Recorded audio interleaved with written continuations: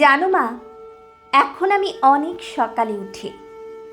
আগে যখন তুমি বলতে বিয়ের পর দেখব বেলা 10টা অবধি কত পড়ে পড়ে ঘুমাতে দেয় শ্বশুর বাড়িতে, তখন ঠিক বুঝতাম না।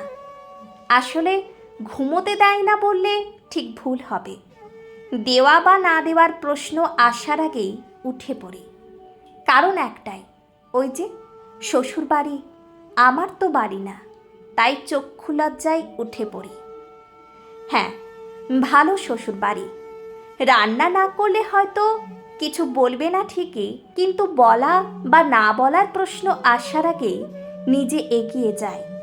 কারণ একটাই, শ্বশুর বাড়ি আমার তো বাড়ি নয়। মনে হয় কিছু না করে শুধু বসে বসে খাবো, ভাবতেও পারি না। কিন্তু 2 মাস আগে অবধি তুমি রান্না করে খাওয়াতে, তখন তো মনে হয়নি এসব।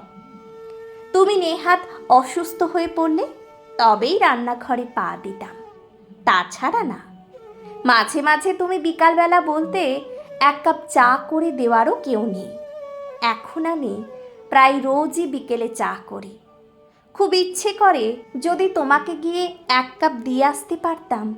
কত কাজ নিজে পারলেও তোমাকে জ্বালিয়ে খেয়েছি। যেমন, মা মোবাইলটা চার্জ থেকে খুলে দাও তো, বা বুকশেলফ থেকে অমুক বইটা এনে দাও, ইত্যাদি নানা রকম বকাঝকা দিয়ে আবার করেও দিয়েছো কাজটা।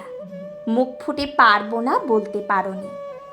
আমি তো কতবার তোমাকে বলতাম পারবো না যখনই কিছু করতে বলতে।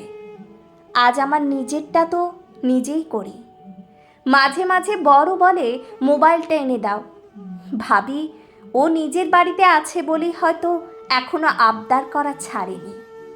আমার বাড়ি তো না, বরের বাড়ি, ওর বাবার বাড়ি, আমার শ্বশুর বাড়ি।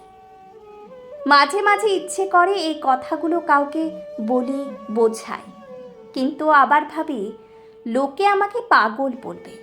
এগুলো তো খুব সাধারণ ব্যাপার, সবাই করে, আমিও করব, এটাই তো স্বাভাবিক। না করলে বরং অস্বাভাবিক। আচ্ছা মা, বিয়ের আগে এত কিছু স্বাভাবিক অস্বাভাবিক ভাবতে হতো না কেন? তুমিও কি বিয়ের আগে ভাবতে না? আর বিয়ের পর আমরা সেসব ওলট পালট করে দিয়েছি। এখন বুঝি রাতে শোয়ার আগে তোমাকে ক্রিম মাখতে বললে তুমি কেন বলতে লাগবে না। কারণ ওই সময়টুকু রেস্ট পেলেই বোধহয় তোমার বেশি কাজে লাগতো। যার মনের কোনো চর্চা কেউ করে না, তার আবার রূপচর্চা। মাঝে মাঝে নিজেকে অপরাধীও মনে হয়। জানো মা, তোমার কাজগুলো একটু ভাগ করে নিতেও তো পারতাম। তুমিও বা বুঝিয়ে কেন বলনি? তুমিও তো তোমার মায়ের সাথে এমনটাই করেছিলে, তাই কি বলতে পারোনি? আমিও তো ভবিষ্যতে আমার সন্তানদের বোঝাতে পারবো না, তবে তারাও একদিন বুঝবে, যেমন এখন আমি বুঝেছি। তবে আমি ভালো আছি মা, তুমি চিন্তা করো না।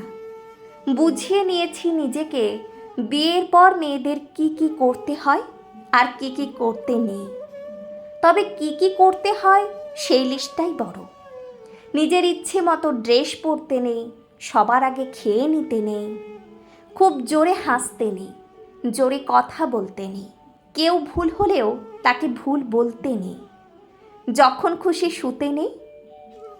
আগে যেমন ল্যাদ খেতাম, এখন তেমন ল্যাদ খেতে নেই, সারাক্ষণ মোবাইল নিয়ে বসে থাকতে নেই, আরও কত কি ছোটোখাটো বিষয় মানা। মোদ্দা কথা, নিজেকে নিয়ে বেশি ভাবতে নেই, অন্যদের নিয়ে ভাবতে হয়, তবেই ভালো বউ, ভালো বউমা।